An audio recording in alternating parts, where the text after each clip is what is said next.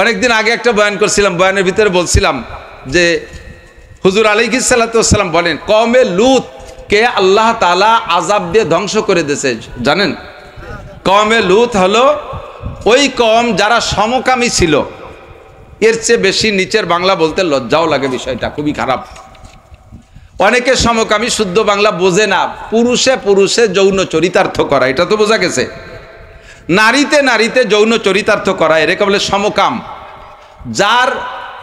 যার কি বলা হয় বীজ গাড়া হয়েছে কিছুদিন, অল্প দিনের ভিতরে বাংলাদেশে এই সমকামকে জায়েজ করার জন্য বাংলাদেশের অফিস খোলা হয়েছে।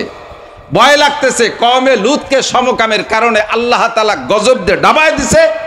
এই 80 স্কয়ার মাইল জায়গায় যত মানুষ ছিল কওমে লূত, এদেরকে জিব্রাইল আর মিকাইল ডানায় দিয়ে খুঁজে উঠাইয়া আকাশে নিয়ে গেছে, আর ফেরেশতারা তাদেরকে বোমা মারিয়ে তুলো ধুনা পেশা করে জমিনটাকে উল্টোয়ে মাটির নিচে ডাবায় দিছে।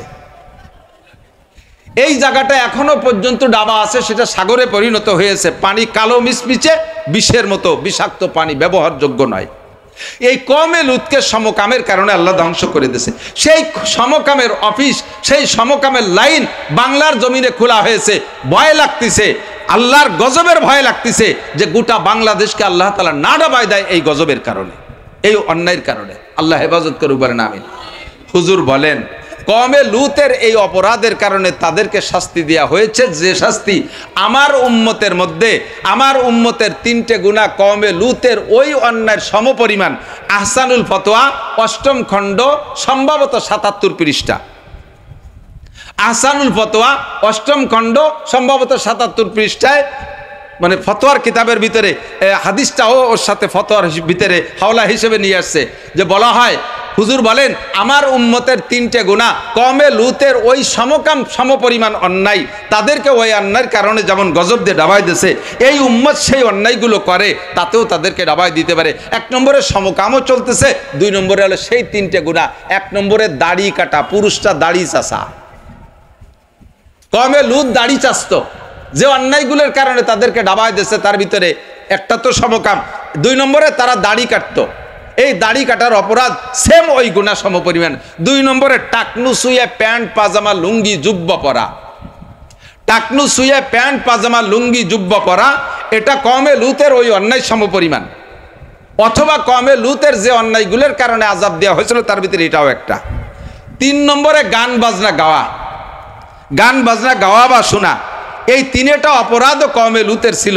আল্লাহ তাআলা এর প্রেক্ষিতে তাদেরকে ধ্বংস করে দিয়েছে।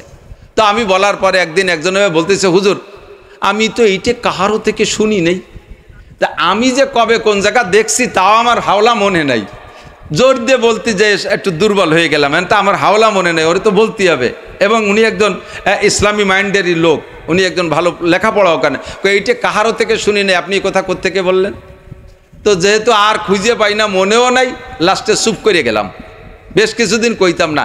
গত রাত্রে পাইয়ে গেছে আহসানুল ফতোয়া মোতালা করতে যাইয়া, যে দাড়ি কাটাওয়ালার যে মশালা, এই মশালা যে ইমাম সাহেব যদি দাড়ি কাটে পুরো চাইছিয়ে ফেলায় তাহলে তার পিছনে নামাজ পড়া হারাম। আর যদি ইমাম সাহেব দাড়ি সাইটে একটুক একটুক পিঁয়াজের দাড়ি, পিঁয়াজের ফসাজার দাড়ি হয় না, অটটুক সাইজ খাইজনে দাড়ি রাখে, বগলও যেটুক দাড়িও সেটুক, এই সাইজের ইমামের পিছনে নামাজ পড়া মাকরুহে তাহরিমি।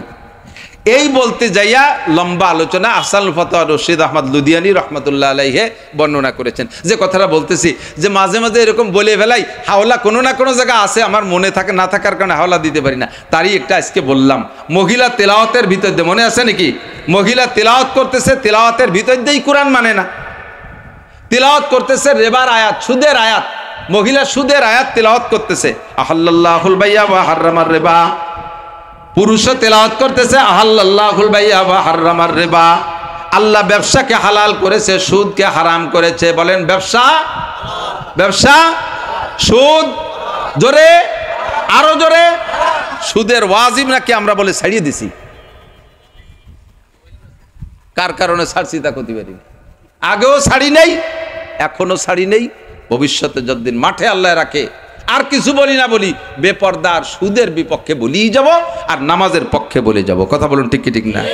রাজনীতির মাঠ পালি সেদিন করব, কিন্তু এই নীতিটাই জায়গা আমি করব।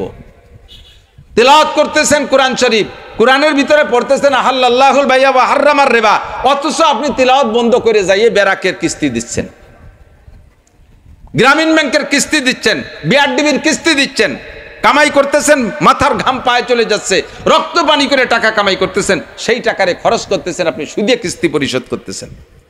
আপনি কোরআন পড়েন, কোরআনের পর আমল করেন না। এখন আপনার মারাত্মক রোগ হয়েছে ক্যান্সার, আপনি কোরআন শরীফ এক খতম পড়ে মোনাজাত করছে, আল্লাহ কয় shut up, no talk but উস্কুত, তুই কথাই কবি না, সোরা বেকায়দায় পড়ি এখন মোনাজাত করতে এসো, তুই কোরআন শরীফ পড়লি একটু আগে, ওর মধ্যে সুদ হারাম, তাই তুই সেই বেরাকের কিস্তি দিলি কে, ও জায়গাতে লোন আনলি কে, কাজেই তোর দোয়া কবুল হবে না। মোহতাম শাহ হুজুর, তারাইল ফকরের প্রাক্তন মোহতাম শাহ হুজুর আসবেন, হুজুরকে দোয়ার জন্য আনা হয়েছে, হুজুর দোয়া করবেন। তার আগে দোয়া সংক্রান্ত দুই একটা কথা বলবো বলে আমি বলছি, যে আমি আপনি একরকম চাই, আল্লাহ পাক রব্বুল আলামিন আর এক রকম চান।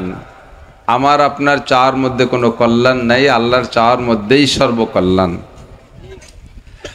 আমার আপনার মতের খেলাফও যদি হয় আল্লাহর পাকের সিদ্ধান্ত, সে জায়গা আমাদের তো প্রতিবাদ করে কোনো লাভ নাই, আছে?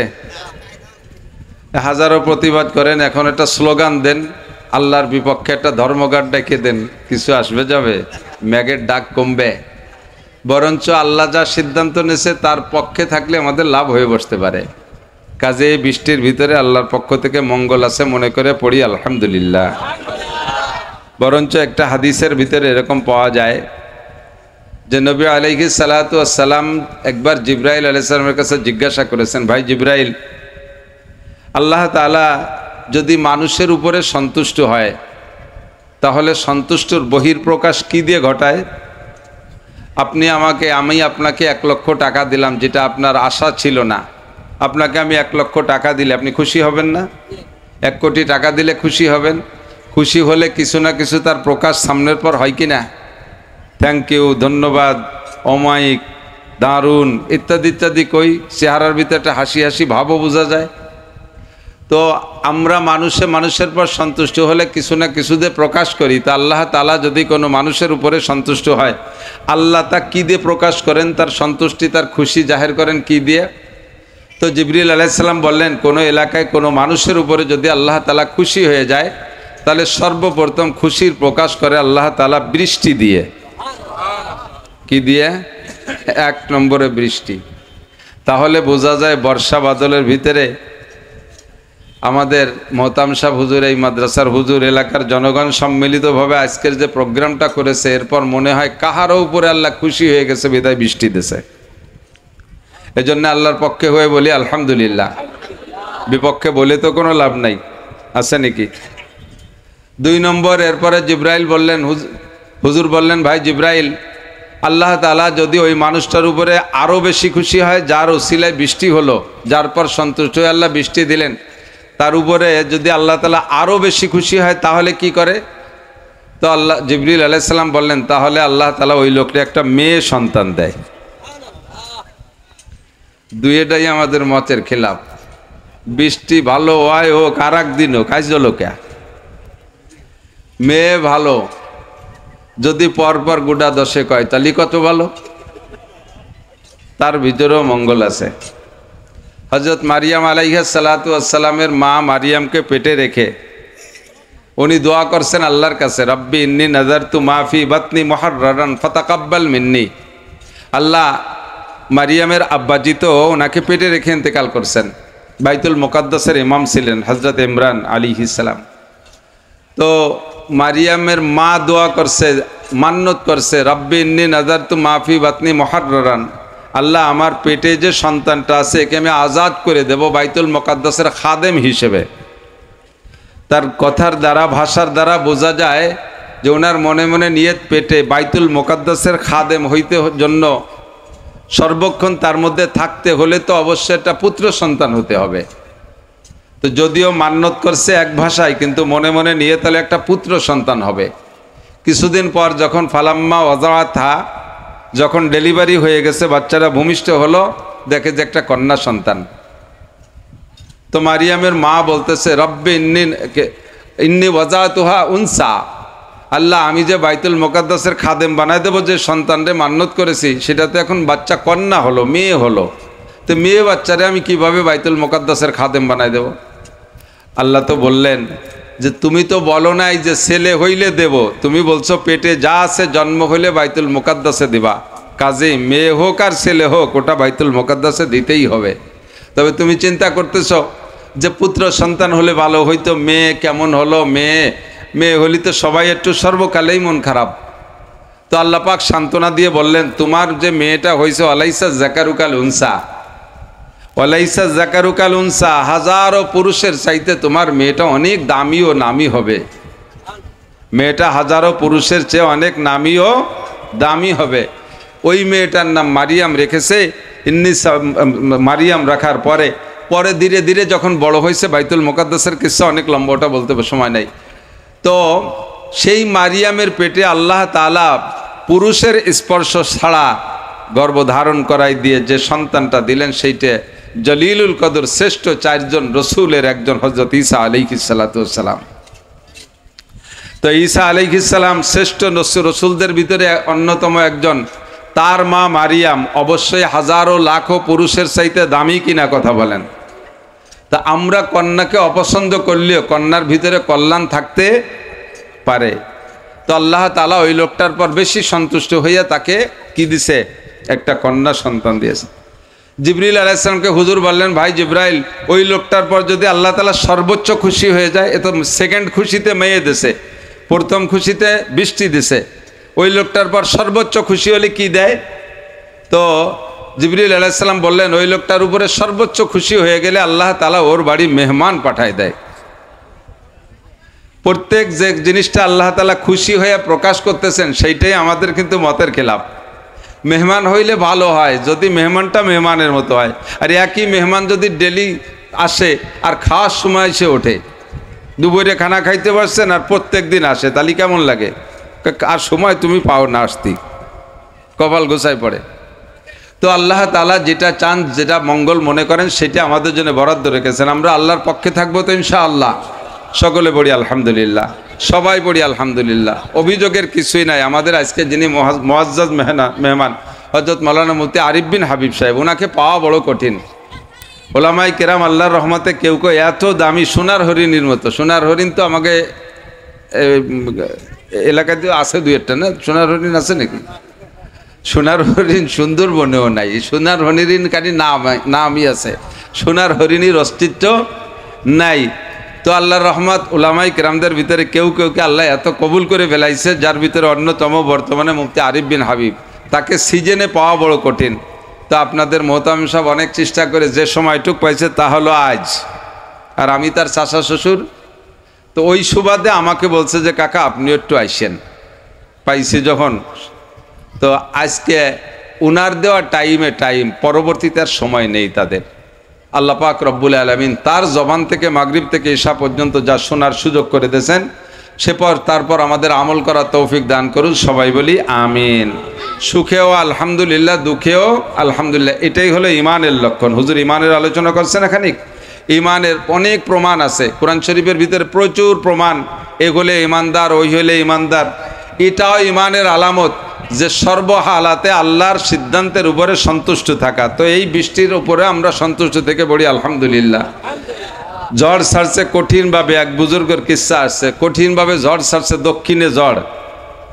তো দক্ষিণে ঝড় ছাড়ছে এত বেগে যে পিসাবের বাড়ি দালান কোঠা না, সাধারণ একখান ঘর, টিনির ঘর বা খড়ের ঘর, বাঁশের খুঁটি। দক্ষিণে ঝড়ে পড়ে পড়ে ভাব। তো দোয়া দুরুদ যা ছিল সব পড়িয়ে ফেলাইছে, কিন্তু ঝড় থামে না, ঘর পড়ে পড়ে অবস্থা। এর মধ্যে পিসাবের বউ বলতেছে তুমি এখন দোয়া দুরুদ যা ফরছো ওটুক আমার দায়িত্ব দিয়ে তুমি বাইরে যে বাইরে দিয়ে পেলা বাঁধাও। পেলা না বাঁধালি এখন দোয়ায় ঠেকতেছে না।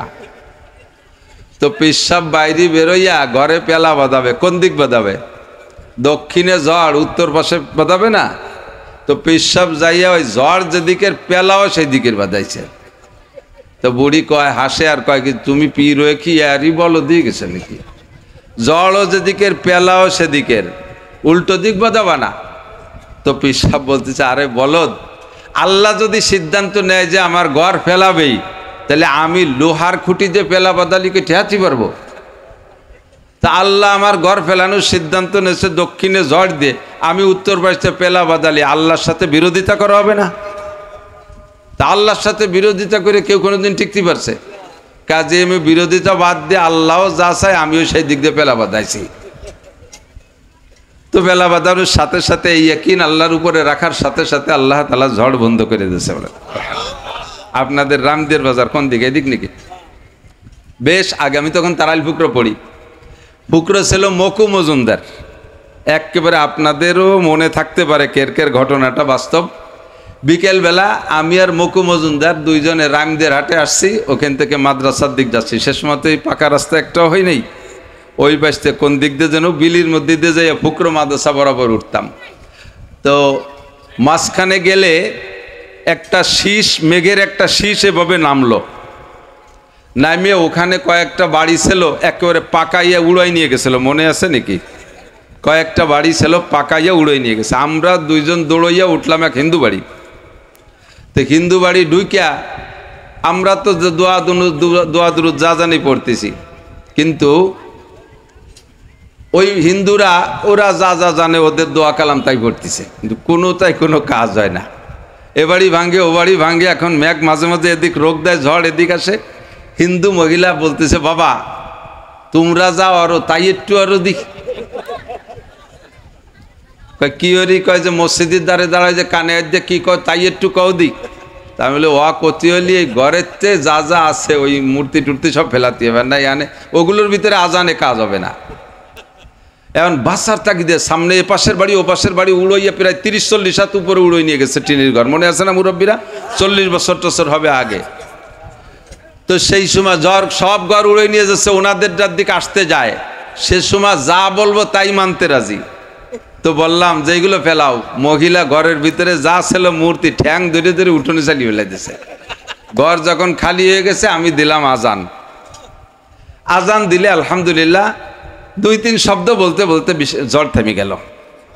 2-3 শব্দ বলতে বলতে আল্লাহু আকবার, আশহাদু আল্লা ইলাহা ইল্লাল্লাহ, আশহাদু আন্না মুহাম্মাদার রাসূলুল্লাহ বলতে বলতেই ঝড় থেমে গেছে। তো উনি কয়, বাবা আসলেই তোমাকে এটাই সত্যি, কিন্তু উপায় যে উঠিনে প্রতিবেশীকে জ্বালায়। ইসলাম সত্য না মিথ্যা? আল্লাহ সত্য না মিথ্যা? আল্লাহর বিপক্ষে যে কোনো লাভ নেই। কাজেই সর্বহালাতে শুকর আদায় করবো। ইমানের পরিচয় হলো সুখের সময় আলহামদুলিল্লাহ, দুঃখের সময়ও আলহামদুলিল্লাহ, কষ্ট আলহামদুলিল্লাহ, দুঃখে আলহামদুলিল্লাহ, সুখেও আলহামদুলিল্লাহ। আজকের অবস্থার পর আমরা সন্তুষ্ট, সকলে পড়ি আলহামদুলিল্লাহ। মুখতাসার কথা হলো আমাদের সময় কম। এই সময়ের ভিতরে যা আলোচনা হয়েছে এখন হুজুর দোয়া করবে, এদিক খেয়াল করি, খুব খেয়াল করি। জিন্দেগি ভরে দোয়া করতেছি, সারা বিশ্ব জুড়ে দোয়া হচ্ছে। ব্যক্তিগত দোয়া, পার্সোনাল দোয়া, সামাজিক দোয়া, পারিবারিক দোয়া আর অর্থনৈতিক দোয়া। যার যে সমস্যা আছে সে সমস্যাগুলো নিয়ে আল্লাহর কাছে দোয়া করি কি করি না? আর সম্মিলিত ইবাদি আন্নি, আপনার কাছে যখন আমার বান্দারা আমার সম্পর্কে জিজ্ঞাসা করে, কারণ এটা জিজ্ঞাসা করাটা স্বাভাবিক যে আমরা বাংলাদেশ থেকে দোয়া করি, আমরা অনেক নিচে মাটিতে বসে দোয়া করি, আল্লাহ আরশে আজিমে থাকে, তো আল্লাহ অনেক দূরে, বিদায় কি আল্লাহ শোনে না? আমরা মাইকি জোরে বললে শুনবে, আস্তে বললে কি আল্লাহ শুনবে না? আল্লাহ কি এরকম? সাহাবাই কেরামের ভিতরে এরকম অবস্থা মাঝে মাঝে হইতো, যেদিকে যায় সাহাবাই কেরাম মাইর খায়, সাহাবাই কেরাম অভাবী, কাফের মুশরিকরা ধনী, তারাই বিজয় লাভ করে, তারাই সম্পদশালী, তাদের দলের লোক ভারী হয়ে যাচ্ছে, মুসলমান অতটা বাড়ে না। তো এই মাইর খাইতে খাইতে অসহ্য হইয়া সাহাবাই কেরাম বললেন, মাতা নাসরুল্লাহ, হে আল্লাহ নবী আমাদের উপরে সাহায্য কবে আসবে? আপনি তো বলতেছেন যে আল্লাহ সাহায্য করবে, মাতা নাসরুল্লাহ, এই সাহায্য কবে আসবে? তো নবী পাক কোরআন শরীফের আয়াত পড়ে বললেন, আলা ইন্না নাসরাল্লাহি করিব, একটু অপেক্ষা করো, আল্লাহর সাহায্য অতি নিকটে, আল্লাহর সাহায্য অতি নিকটে। কিন্তু আমাদের স্বভাব হলো আমরা যেভাবে সাহায্য নগদে চাই, আল্লাহ পাক রব্বুল আলামিন একটু দেরিতে চান। আমাদের নজরে একটু দেরি, কিন্তু আল্লাহর নজরে তো দেরি না। আল্লাহর তো আর হায়াতের শেষ নাই, আমাদের হায়াত শেষ। আমরা মনে মনে অপেক্ষা করতেছি, যারা যা করি না করি, আল্লাহ ঠকলাম জিতলাম যা করলাম, বাঁচিয়ে থাকতে একটু যেন এই দেহে যাই। যে যা দাবি আছে সবটা তো আর কোয়া যায় না যে কেটা কি দেখতে চাচ্ছে, যার যার মনের মধ্যে আছে, আল্লাহ বাঁচিয়ে থাকতে যেন একটু এই দেহে যাই, ঠিক না? যেমন আওয়ামী লীগ যখন ক্ষমতায় ছিল তখন বিএনপি আল্লাহরা কইতো যে আল্লাহ বাঁচিয়ে থাকতে যেন একটু দেহে যায়, যে হাসিনের পতন হয়েছে। যারা আমলিক সমর্থন করে তারাও ওই রকম বুড়ো হয়ে গেছে, তবুও কয় যে আল্লাহ বাঁচিয়ে থাকতে যেন একটু দিয়ে যায় যে হাসিনা একটু দেশে আইছে, এরকম একটা লোভ হয় না? তো এরকম একটা লোভ হয়। সাহাবাই কিরাম বললেন হুজুর মইরে তো যাবো, আল্লাহর পক্ষ থেকে সাহায্য আসবে, তবে জীবদ্দশায় যদি সাহায্যটা একটু দেখে যেতে পারতাম, কবে আসবে এই সাহায্য? হুজুর আল্লাহ পাক বললেন আলা ইন্না নাসরাল্লাহি করিব, একটু ধৈর্য ধরো, আল্লাহর সাহায্য অতি নিকটে। মাত্র হিজরতের পরে 8টা বছর যাইতে না যাইতে, আরে ভাই দুনিয়ার সৃষ্টি হয়েছে 450 কোটি বছর আগে। দুনিয়ার সৃষ্টি কত বছর আগে? 450 কোটি বছর। তো 450 কোটি বছরের মধ্যে থেকে 8 বছর কয় বছর? 8 বছর কত দিন? একেবারে সামান্য সময় না। তা 8টা বছর অপেক্ষা করতে করতে আল্লাহ তাআলা ফাতহে মুবিন মক্কা বিজয় করে নবী পাককে গোটা আরবের রাষ্ট্রপ্রধান বানায় দিয়েছে, বলেন সুবহানাল্লাহ। যে আফগানিস্তান, আল্লাহ তাআলা মুহূর্তের ভিতরে সে আফগানের ভিতরে আসমানি সাহায্য এমন ভাবে দিয়েছে যে আফগানিস্তানের যে কোনো জায়গায় খালকুয়োর ভিতরে আগে ছিল ছোট ছোট চেলা মাছ, একটা মাছ কেউ ছাড়ে নাই, একটা মাছের পোনা সেই পুকুরের মধ্যে কেউ ছাড়ে নাই। আল্লাহর রহমতে প্রত্যেকে আইসা সেই পুকুরের ভিতরে রাস্তার পাশের খালকুয়োর ভিতরে 1 মণ 1.5 মণ ওজনের রুই কাতলা মাছে ভরপুর হয়ে গেছে। কত খাবি, কত খাবি? যেই গাছের ডালিম 4টে ডালিম লাগতো 1 কেজি হইতে, গাছও সেইটা রয়েছে, আফগানের জমিও সেইটা রয়েছে। এই সব কিছুর ভিতরে সেই গাছগুলো বোমায় বোমায় পুড়িয়ে তামা তামা হয়ে গিয়েছিল। সেই গাছের থেকে আবার নতুন ফোট জ্বালাইয়া এখন ডালিম এরকম হয় যে একটা ডালিমে 1 কেজি 1.5 কেজি ওজন হচ্ছে।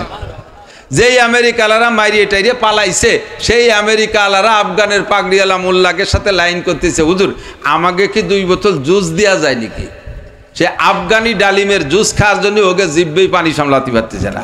মোল্লারা কয় আয় দিয়ে দেবো জম্মের দিয়া, আমরা অত কৃপণ না। সারা পৃথিবীতে যাদের টাকার মান সবচেয়ে বেশি, যাদের টাকার মান সবচেয়ে বেশি, এই বেশি যাদের টাকা, এই মান নির্ণয় করতে যাইয়া বর্তমান অবস্থায় আফগানিস্তানের টাকার মূল্য রোল নাম্বার 3। আফগানিস্তানের টাকার রোল নাম্বার কত? 3। আমাকে বাংলাদেশের টাকার রোল নাম্বার 250-300 হবে মনে হয়, এর রোলের বাইরে, ঠিক না? 54 বছর দেশ স্বাধীন করার পরে আজও পর্যন্ত টাকার দাম বাড়াতে পারি না। 13 সালে হজে গেছি, 20 টাকা দিয়ে একটা রিয়াল কিনছি সৌদি আরব যাইয়া, আর এই বছর হজে গেলাম 33 টাকা দিয়ে রিয়াল কিনলাম। টাকার দাম বাড়তি তালে আছে খালি আমাকে। আল্লাহু আকবার। এটা বাড়ছে না কমছে? কমেই গেছে। তো আল্লাহ পাক রব্বুল আলামিন একটু ধৈর্যের কথা বলেছেন, আমরা ধৈর্য ধারণ করলে আমাদেরও আল্লাহ তাআলা কোনো একটা দিন ফিরিয়ে দিতে পারে। বাকি যে কথা বলতে যে সরে যাচ্ছে সেটা হলো দোয়া। তাদের জন্য দোয়া করতেছি, দোয়া কবুল হচ্ছে না তা না। আল্লাহর পক্ষ থেকে জান্নাতের ভিতরে বিশাল একটা জায়গা আছে। যুবকরা আমাদের খেয়াল, একটা জায়গা আছে যেই জায়গাটা খাস হলো একমাত্র শহীদদের জন্য। কাদের জন্য? শহীদদের জন্য। কোন নবীও ইন্তেকালের পরে, আদম থেকে আজ পর্যন্ত একজন নবীও ইন্তেকালের পরে ডাইরেক্ট জান্নাতে চলে যায় নাই।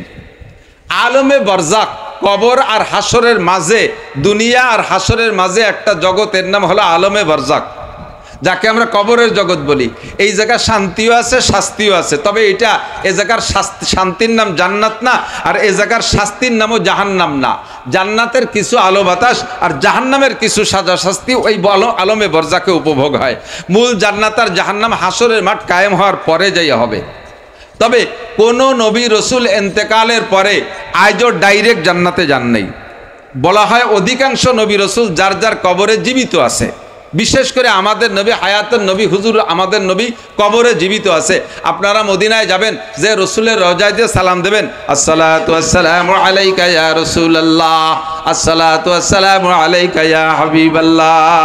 আল্লাহ নবী বলেন, মান সাল্লা আলাইয়া ইনদা কবরি সামিতুহু, যদি কেউ আমার কবরের পাশে এসে আমারে সালাম দেয়, আমি কিয়ামত পর্যন্ত ওই সালাম শুনতে থাকবো।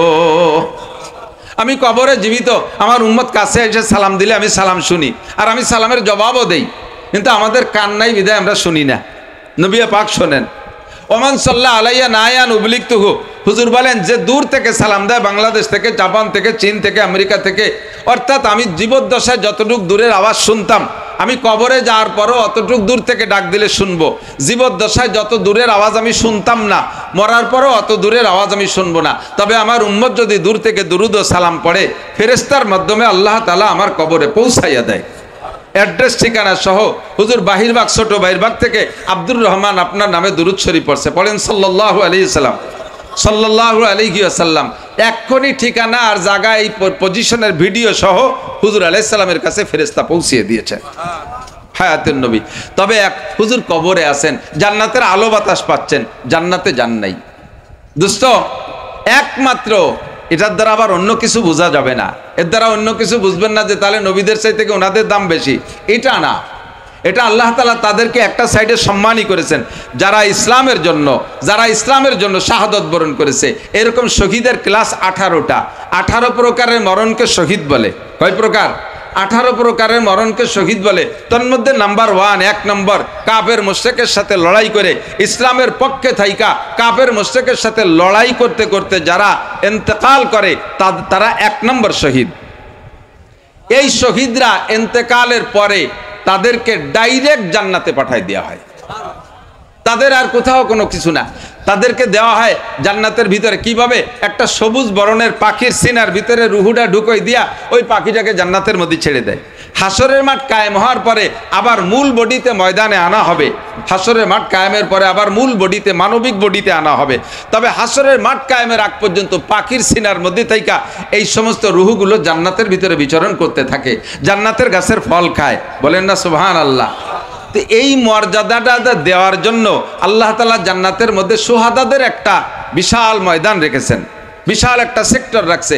ওই সেক্টরটাকে ভরপুর করবে শহীদদের দিয়ে। এই জন্য আল্লাহ তাআলা জায়গায় জায়গায় কাফের মুশরিকের সাথে লড়াইয়ের মাধ্যমে কিছু মানুষকে শহীদ করে ওই জান্নাতের ওই জায়গাটা ভরপুর করার জন্য। এই জন্যে বিজয় দান করবে। কিন্তু এরপরে আরেকটা কথা থাকে যে মায়ের খাচ্ছে একদিন তাদের বিজয় আসবে। তো আমরা যে দোয়া করি এই দোয়াগুলো কবুল হয় না কে? যাই কোন জায়গায় দোয়া? অনেক লম্বা কথা, সবটুক বলে পারা যাবে না। হুজুর আসবেন, দোয়া করবেন, আবার বৃষ্টি এসে গেলি এটুকু বলতে পারবো না।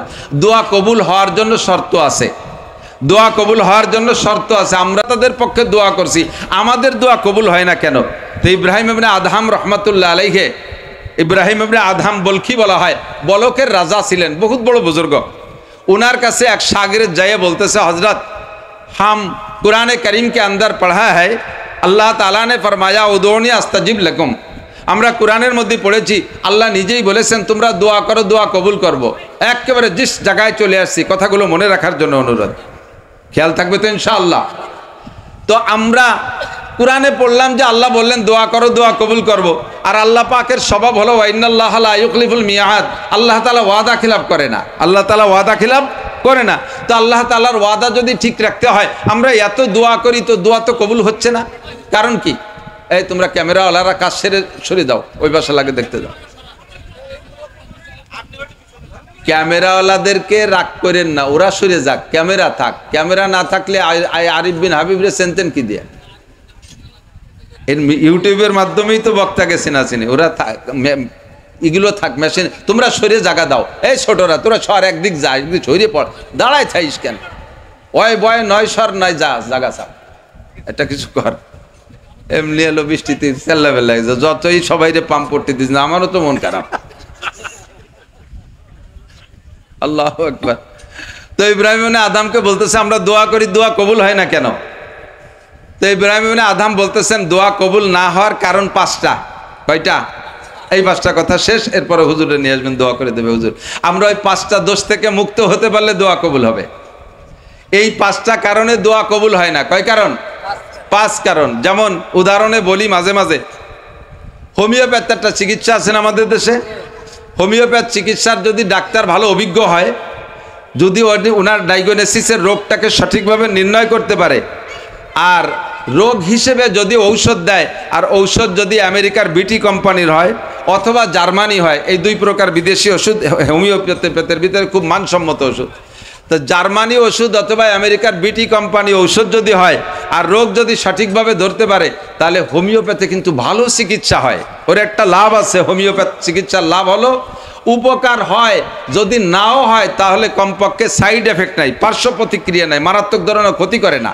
আর অ্যালোপ্যাথ ঔষধে নগদে উপকার করে এক রোগে, কিন্তু আর 5টা রোগ পয়দা করে, আর 5টায় ক্ষতি করে। হোমিওপ্যাথের ভিতরে এই দোষটা নাই। তো দুর্বলতা একটা আছে, হোমিওপ্যাথ ঔষধ যখন ডাক্তারে দেয় তখন ডাক্তারে অনেক ফর্মুলা বলে দেয় কি কি খাবেন না। 1 নম্বরে এর কুপথ্যগুলো আপনি ব্যবহার করবেন না। এর যে দুর্বলতা আছে ওই দুর্বলতার কারণে আপনি যদি এই ব্যবহার করেন তাহলে ওর কাজ থাকবে না, শেষ হয়ে যাবে। যত বড় জার্মানি হোক আর ব্রিটিশ কোম্পানি, আমেরিকার কোম্পানি হোক, ডোনাল্ড ট্রাম্প কোম্পানি হলিও ওতে কাজ করবে না। 1 নম্বরে কয় কি ইলিশ মাছ খাবেন না। হোমিও ওষুধ খেয়ে কি খাবেন না? ইলিশ মাছ খাবেন না, চিংড়ি মাছ খাবেন না, গরুর গোশ খাবেন না, হাঁসের গোশ খাবেন না, হাঁসের ডিম খাবেন না, কয় কি কয় না, কচু খাবেন না, মাটির তলের কোনো তরকারি খাবেন না, মাটির উপরের কিছু খাবেন না, মানে সব ব্রেক করে দিয়েছে। এগুলো খাইলে ও দুর্বল, ওর কাজ হয় না। সেম কোয়ালিটি দোয়া করবেন, আল্লাহ কবুল করবে, আল্লাহ 24 ঘন্টা রেডি। এবং মাইকি বলা লাগবে না, উদউ রাব্বাকুম তাদাররুআ খুফিয়া, ডাকো তোমার রবকে কেঁদে কেঁদে গোপনে নির্জনে বিড়বিড় করে বলবেন। সম্মিলিতভাবে মাইকি চিল্লেই বলা লাগবে না। আল্লাহকে যেভাবে বলেন সেভাবে আল্লাহ শোনে কি শোনে না? কারণ আল্লাহ অনেক দূরে না, আকরাবু মিন হাবলিল বারিদ, আমার আপনার শাহরগের চাইতে আল্লাহ তাআলা নিকটে। কিন্তু এই দোয়া কবুল হওয়ার প্রতিবন্ধক যেই 5টা জিনিস, ওই 5খান হলো তেঁতুল। যেমন হোমিওপ্যাথ ওষুধ খেয়ে কয় তেঁতুল খাবেন না, টক খাবেন না, তেঁতুল খেলে সর্বনাশ। ইব্রাহিম ইবনে আদহাম বলেন দোয়া কবুল না হওয়ার জন্য তোমাদের দোয়ার আগে পরে 5খান তেঁতুল আছে। 1 নম্বর তেঁতুল হলো খেয়াল, 1 নম্বর তেঁতুল হলো যে तुम अल्लाह को मानते हो लेकिन उसका हक अदा नहीं करते हो। খেয়াল করছেন কি বলছি? উর্দু ভালো করে সকলে বোঝেন নাই। আল্লাহ কো মানতে হো লেকিন উসকা হক আদা নেহি করতে হো। তোমরা মুসলমানরা বিশ্বাস করো সৃষ্টিকর্তা কে, একটু বলেন না কে। কৃপণতা করেন না, এই জায়গা যা করবেন তাতেই নেকি আছে, তাই বলে বিড়ি খালিও নেকি না। ভালো কাজ অল্প করলি একবার বলেন আল্লাহ, 4000 নেকি পেয়ে গেছেন। এই সুবহানাল্লাহ বলে ফেলাইছেন না, খুশি হয়ে যায়, উড়াও মাইর না। দানের চাতালের মতো দান দেবেন, চাতালের ভিতরেও ছাইও কাজে লাগে। এই জায়গায় এসে যেটা বলবেন ভালো কথা সেটার মধ্যে নেকি আছে, বলেন সুবহানাল্লাহ, আল্লাহু আকবার। তো দোয়া কবুল হওয়ার জন্য 1 নম্বর সৃষ্টিকর্তা কে, পালনকর্তা কে, বৃষ্টিদাতা কে, ক্ষমতা দেনেওয়ালা কে, কুলিল্লাহুম্মা মালিকাল মুলক, জগতের মালিক কে, তুতিল মুলক। কেউকে আল্লাহ তাআলা তার কিছুক্ষণের ক্ষমতা বার দেয়, এ দায়িত্ব কার? কার?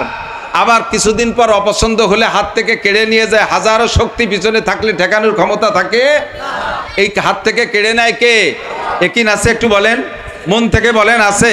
চোখের সামনে আল্লাহ প্রমাণ করে দেশে কি দেয় নাই? গোপালগঞ্জে বসে কথাগুলো আমার বলা সম্ভব, অন্য বক্তারা এসে বললে পর আপনারা খেপে যাবেন। আর আমারও অন্য জায়গায় বলা বিপদ, নিজেদের কথা নিজেদের বলা যায়। আমাদের একটা স্বভাব ছিল, আমরা রাজনৈতিক দলেরই স্বভাব, ক্ষমতার উৎস জনগণ। এ কথা রাজনৈতিকদের আছে না নাই? কথা বলেন। প্রত্যেক রাজনৈতিক দল, আওয়ামী লীগ, বিএনপি, জাতীয় পার্টি, জেনারেল রাজনীতিবিদ যারা আছে তাদের আকীদা হলো ক্ষমতার উৎস জনগণ। আল্লাহ তাআলা কয় ক্ষমতার উৎস জনগণ না, ক্ষমতার উৎস একমাত্র কে? তোমার বিশ্বাস হয় না, তোমরা এই ক্ষমতার উৎস জনগণ, তাই জনসংযোগ করার চেষ্টা করো, তাই তোমরা ইত্যাদি ইত্যাদি করতেছো। তোমাদের সব জনসমর্থন জনগণ থাকবে, তার ফাঁকেও তোমাদের পরাজয় ঠেকানোর কেউ থাকবে না। আমি আল্লাহ তাআলা চোখে আঙ্গুল দিয়ে প্রমাণ করে দেব। নির্বাচিত সরকার যেভাবেই হোক, আমাদের আওয়ামী লীগ সরকার নির্বাচিত, 1টা বছর চলে গেছে, তারা সংসদে যায়, অধিবেশন করে। তাহলে রাষ্ট্রীয় ক্ষমতা মাননীয় প্রধানমন্ত্রী তৎকালীন শেখ হাসিনার কাছে, এবং সেনাবাহিনী তার হুকুমে চলে, র্যাব তার হুকুমে চলে, পুলিশ 2.5 লক্ষ পুলিশ তার হুকুমে চলে, 1.25 লক্ষ বিডিআর তার হুকুমে চলে, 50,000 আনসার তার হুকুমে চলে, আর যুবলীগ তার হুকুমে চলে, ছাত্রলীগ তার হুকুমে চলে, কৃষক লীগ তার দলে ছিল, তাঁতি লীগ তার দলে ছিল, মহিলা লীগ তার দলে ছিল, পুরুষ লীগ তার দলে ছিল। সব লীগের সমস্ত জনগণ থাকতে মাননীয় প্রধানমন্ত্রীকে আমাদের থেকে আল্লাহ তাআলা আরেক জায়গায় সরাই নিয়ে গেছে। কোনো এত লক্ষ কোটি জনতা থাকতেও তার আগে আমরা রক্ষা করতে পারি নাই। এটাই হলো প্রমাণ যে জনগণ ক্ষমতার উৎস না, ক্ষমতার উৎসকে ফাতাবিরু ইয়া উলিল আবসার। এখন এখান থেকে শিক্ষা গ্রহণ করো। ফাঁকে আরেকটা ওয়াজ আমি এর ফাঁকে বলবো। এত বড় ক্ষমতা এক দলের কাছে থাকা সত্ত্বে তারা টিকতে পারে নাই, তারপরে যারা অনির্বাচিতভাবে এখনো নির্বাচিত হও নাই, তোমরা নির্বাচনের আগেই তোমরাও যা করতেছো দেখতেছি চোখের সামনে, তোমরা তাদের সামনে অতি নগণ্য। এত বড় দলকে আল্লাহ তাআলা টিকতে দেয় নাই। তোমাদের মতো খুদে মাসি দলও যদি সীমা লঙ্ঘন করো, আল্লাহ তাআলা তার চাইতে বেশি অপমান করে দেশ থেকে তাড়াই দিতে পারে। ঠিক কি ঠিক না? একদল থেকে আরেক দল শিক্ষা গ্রহণ করো। ফাতাবিরু ইয়া উলিল আবসার, বুদ্ধি থাকলে সেখান থেকে শিক্ষা নিয়ে রাখো। কিন্তু বুঝতে রাজি না, খালি শুধু 16 বছর খাই নেই, পেটে জন্মের ক্ষুধা, সেই শেষ রাত্রি খাইছি 17 ঘন্টা রোজা, ইফতার পাইছি, এনকে আর আজান দেওয়ার সময় আছে নাকি? হ্যাঁ, ঘড়ির কাটা জাগা মতো চলে গেছে, আজান দেয়নি, দে টাইনি দে, যাওয়া হবে না। এই 16 বছরে খিদে মিটানোর জন্য সীমা লঙ্ঘন করলে আল্লাহ পাক রব্বুল আলামিন কয় ফামা খিলিল কাফিরিনা আমি খিলহুম রুয়াইদা। আমি কিন্তু একটু ছাড় দিয়ে দিয়ে দেখি, আমি একটু ছাড় দিয়ে দিয়ে দেখি তুমি কত উপরে উঠতে পারো। নমরুদরে ছাড় দিয়ে দেখছি, ও আমারে মারার জন্য বিমান বানায় আকাশে আইছে, কত বড় আবাল চিন্তা করতে পারেন। আন্তর্জাতিক খ্যাতি সম্পন্ন দামলানা। আল্লাহ কোথায়, আর নমরুদ কি সাদ্দুর উড়ে যাইতে পারবে? ওই জায়গা যায় ম্যাগ দেখে আর ম্যাগরে তীর মারে, মনে হয় যে এই যে ইব্রাহিমের ক্ষুদা, তীরটা আবার কায়দা মতো তীর জায়গা মতো ফিরে আসে, দেয় যে তাতে রক্ত মাখায় না। কিছুক্ষণ এই করার পরে আল্লাহ তাআলা কয় যে ওরে এই ফাঁকা জায়গা দিয়ে আর কত ঘুরবে, এই জায়গা যদি মারিয়ে দেই তাহলে মারিয়ে দিলি তো দিতে পারে না, আল্লাহ আকাশে মেরে দিতে পারে না, এই জায়গায় রেখে যদি মারি তাহলে ওর দাম বেড়ে যাবে, তাহলে প্রমাণ হবে যে সত্যি আমি ওর সাথে যুদ্ধ করছি। আর যুদ্ধের মধ্যে হার জিতটা স্বাভাবিক, হয়তো নমরুদ ঠকে গেছে, তবে আল্লাহর সাথে যুদ্ধ করিয়েছে, ওর দাম বেড়ে যাবে, কাজে এ জায়গা ওরে মারা যাবে না। ওই জায়গা না মাইরা দুনিয়ায় পাঠায় দিছে, দুনিয়ায় পাঠানোর পরে মারছে কি দিয়ে? তাও ভালো একটা মশা না, একটা পঙ্গু মশা, একটা পঙ্গু, একটা ডেঙ্গু, একটা খোলা মশায় দিয়ে তারে আল্লাহ তাআলা সাইজ করে দিয়েছে। ঠিক কি ঠিক না? দীর্ঘকাল পর্যন্ত খুদাই দাবি করা পর্যন্ত সুযোগ দিয়েছে, আল্লাহ কিছু বলে নাই। ফামাহিলিল কাফিরিন, সুযোগ দাও কাফিরিনদেরকে, আমহিলহুম রুয়াইদা, আমি সুযোগ দিচ্ছি, ধরবো একটু পরে। যখন ধরছে ইন্না বাচ্চা রব্বিকা লাশাদীদ, তোমার রবের ধরা বড় কঠিন। আল্লাহ যখন ধরছে ছুটতে পারছে। ফাতাবিরু ইয়া উলিল আবসার, ও আমার দেশের বাংলাদেশের রাজা বাচ্চারা, যারা বহুত বড় মস্তানি গাদ্দারি করতেছ আর করেছো, সকলে শিক্ষা নিয়ে রাখো, সকলে শিক্ষা নিয়ে রাখো। আল্লাহ পাক রব্বুল আলামিন কিন্তু আছে। আল্লাহর শক্তি নমরুদের সময় যেমন ছিল, আজ 7-8 হাজার বছর আগে নমরুদ চলে গেছে, এই 7-8 হাজার বছর পরে এসে আল্লাহ তো বার্ধক্যজনিত কারণে একটু দুর্বল। আরে হ, আল্লাহর প্যারালাইসিস, ডায়াবেটিস হয়েছে, চোখে কম দেখে, হাড়ে শক্তি কম, যেমন ক্ষুধা তেমনই আছে না নাই? সেই কালে এত বড় বড় মস্তানকে ধুলাই দিয়েছে, তোমার আমার মারতে আল্লাহর মশাও লাগে না। ঠিক কিনা? ফেরাউনকে সুযোগ দিয়েছে, 300 বছরের মধ্যে ওর একদিন পাতলা পায়খানা ওই নেই। মাঝে মাঝে তো একটু পেট খারাপ তো সবারই হয়, তো শয়তানের 300 বছরের ভিতরে ওর বাইতিও গন্ধই নেই। পেট খারাপ তো দূরের কথা, ওর পা দেও গন্ধই নেই, যে তা পরীক্ষাতে ডাক্তারের কাছে। 300 বছরের পরে যাইয়া হযরত মুসা আলাইহিস সালামের সাথে যে গন্ডগোল, এই গন্ডগোলে মুসা আলাইহিস সালামের সাপ ছেড়ে দিচ্ছে যখন, সাপের মুখ কি বলে ফনাডা 1 মাইল উঁচু, 3 মাইল লম্বা। মুসা আলাইহিস সালাম হাতের লাঠির সাপ হয়েছে কয় মাইল? 3 মাইল লম্বা। একটা কেউটো সাপ মাপি তো দেখেন নাই, মেডিকেল সায়েন্স আলারা বা সাপুড়েরা এগুলো মেপে রাখছে। প্রত্যেকটা সাপ যারা ফনা তোলে, সাপের বডিটা যতটুকু হয়, ফনা তুললে 3 ভাগের 1 ভাগ উঁচু হয়, পিছনে 2 ভাগ থাকে। মুসা আলাইহিস সালামের সাপ যখন ছেড়ে দিয়েছে, পিছনে 2 ভাগ, সামনে 1 ভাগ ফনা তুলছে, ফনা ঠুক উঁচু হয়েছে 1 মাইল। এ যখন হা করছে, ফিরাউনের 7 তলা দালানটা ওর হার মুখের মধ্যে চলে আসছে। এতক্ষণ বসে বসে খেলা দেখছে, ওই সাপে আগে তার জাদু করে সব সাপ খাইয়ে সাপ, এরপরে ফিরাউনের দিকে ধাওয়া মারছে। ফিরাউন 7 তলার মাথার পর বসে বসে খেলা দেখতেছিল, যখন ওদিকে ধাওয়া মারছে, ও দেখছে যে আল্লাহ সে সাপের আজ অত বড়, এ পুরো বিল্ডিং ধরে খেয়ে বেলায় দিতে পারে। তাড়াতাড়ি লাভ দিয়েছে, উস নাই, পিছনে লাফাই পড়িয়ে ভয়তে পায়খানা করে দিয়েছে। আর একে দিনে 450 বার রাখছে, 450 বার পায়খানা, পাতলা পায়খানা দেয় না। কিছু সেডিয়নি গরু দেখছেন না, যে সেডিয়নির এমন সেড হয়েছে যে ন্যাজ নাড়া দিলেই পড়ে। তো ফিরাউনের অবশেষে লেজ নাড়া দিলেই পড়ে। 40 বার, প্রথম দিন আসছে 450 বার, এরপরে 40 দিন ওইরকম খালি পড়তেই তালে রয়েছে, কোনো ডাক্তার কবিরায় কিছুতেই কাজ হয় না।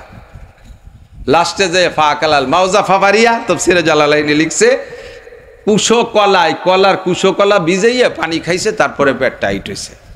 300 বছরের ভিতরে আল্লাহ তাআলা তারে কোনো রোগ দেয় নাই।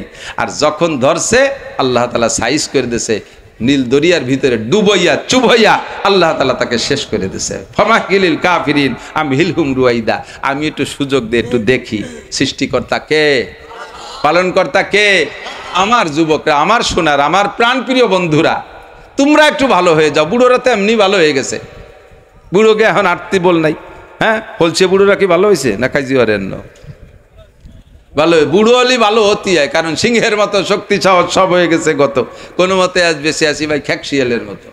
বুড়ো ইয়ান খ্যাক শিয়ালে কাজু বাজুতে পড়ে গেছে। তাই যুবকরা যারা এখনো ঢাল সরকি ধরার ক্ষমতা আছে, ইট পাটকেলের ক্ষমতা আছে, ইচ্ছে করলে তুমি হাইটে যাইয়া উড়াকান্দির মেলায় অংশগ্রহণ করতে পারো, তেমন তুমি হাইটে ইচ্ছা করলে সরমুনায় যাইতে পারো, ইচ্ছা করলে বাইসাইকেল চালায় তুমি ইস্তেমার মাঠে যাইতে পারো, ইচ্ছা করলে বাইসাইকেল চালায় তুমি চরমুনায় যাইতে পারো, ইচ্ছে করলে তুমি আরো অনেক কিছু ভালো মন্দ সবটাই করতে পারো। তোমার ইচ্ছেটাকে তুমি এদিকে নিয়ে আসো, তোমার আল্লাহ কো মানো, আল্লাহ কো মানো, বলো লা ইলাহা ইল্লাল্লাহ, লা ইলাহা ইল্লাল্লাহ। একিন হয় আল্লাহ ছাড়া কোনো মাবুদ আছে?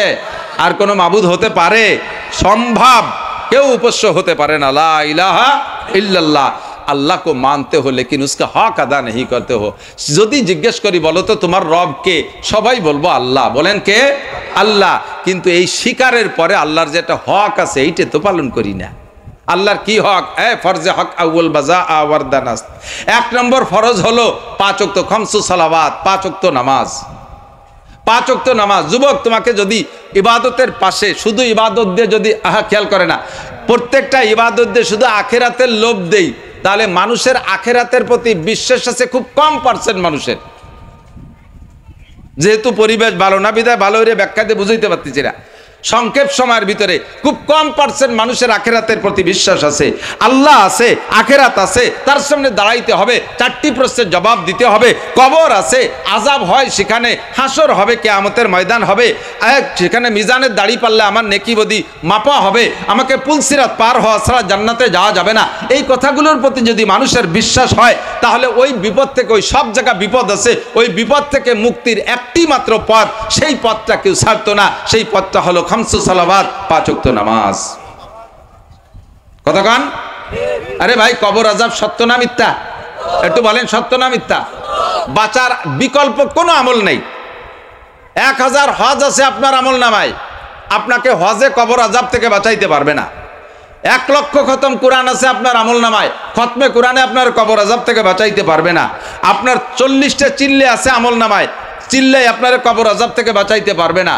আপনি জিকির করছেন 50 লক্ষ বার, এই জিকিরই আপনার কবর আযাব থেকে বাঁচাইতে পারবে না।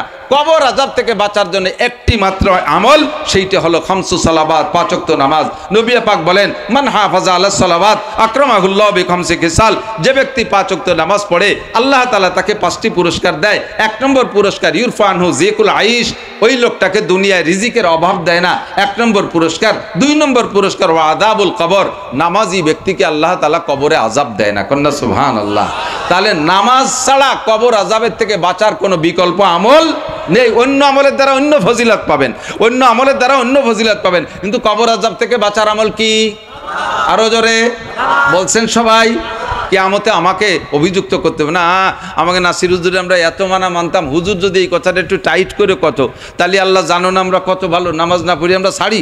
এই হুজুর আইসে বৃষ্টি মুড়ি একটু কিরকম ঢিলে ভাবে কলো, সেই জন্যই তো ভালোই রে ভরি নেই, এ কথা কইতে পারবে না। মুখ দিয়ে স্বীকার করাই দিছি, প্রত্যেকের আমল নামায় লেখা হয়ে গেছে।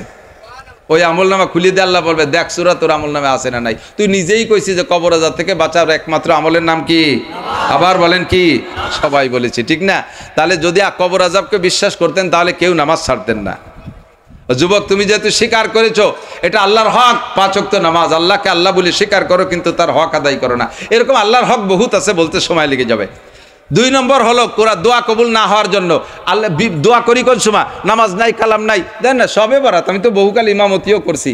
শবে বরাতে মুহি বিড়ি রইছে, 2 কেজি জিলাপি এনে বাইরেতে আমার স্যাঙ্গা দেয়, হুজুর ধরিয়েন, জিলাপি দিয়ে স্যাঙ্গা দেয়, ধরিয়েন। কি হচ্ছে? কয় যে আমার আব্বার নামে 2 কেজি জিলাপিটা পাঠাইছি, একটু মিলাদ পড়ে আব্বারে একটু বেচতে পাঠাই দিয়ে।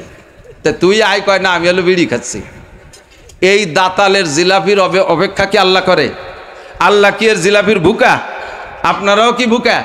আল্লাহ কি এত বলদ, বেচতে কি এত মাংনা যে তুমি বিড়ি খাবা, বাইরে থেকে নামাজ পড়বা না, 2 কেজি জিলাপির বিনিময়ে বেচা কেনা হয়ে যাবে? বিপদে যখন পড়ো, নামাজ নাই, কালাম নাই, যখন বিপদে পড়ে তখন মুনাজাত, তখন লম্বা লম্বা নামাজ, আর বিপদ যখন চলে যায় সে সময় আবার টুপি জমা দিয়ে দেয়। আছে না নাই? এটা হলো আল্লাহর সাথে তোমরা টালটু বাল্টু করো। আল্লাহর সাথে সিটারি বাটপাড়ি করো, এই জন্য বিপদে যখন পড়ো তখন তোমার দোয়া কবুল করা হয় না। 1 নম্বর তেতুল মনে আছে? দোয়া কবুল হওয়ার জন্যে, কবুল না হওয়ার কারণ যে কয়টা 5খান তেতুল, তার ভিতরে 1 নম্বর তেতুল হলো তুম আল্লাহ কো মানতে হো লেকিন উসকা হক আদা नहीं করতে হো, আল্লাহকে বিশ্বাস করো তার হকগুলো আদায় করো না। 2 নম্বর বলবো, 2 নম্বর দোয়া কবুল না হওয়ার কারণ যেটা, সেটা হলো तुम कुरान पढ़ते हो, तुम कुरान पढ़ते हो लेकिन उस पर अमल नहीं करते हो। कुरान रेगुलर सरसर पढ़ी কিন্তু কোরআনের পর আমল নাই, কোরআনের পর আমল নাই। মহিলা কোরআন শরীফ পড়ে সকালবেলা, মহিলা কোরআন শরীফ, বিটিরা একটু বেশি পড়ে, বিটারা অত পড়ে না, কারণ তাকে তো কাজ কাম আছে, মাছ ধরতি, মাছ বেচতি ইত্যাদি ইত্যাদিতে যাওয়া। মহিলারা বাড়িতে কোরআন শরীফ পড়ে, তার ভিতরেও কোরআনের পর আমল নাই, জোরে জোরে আওয়াজ দিয়ে কোরআন পড়ে।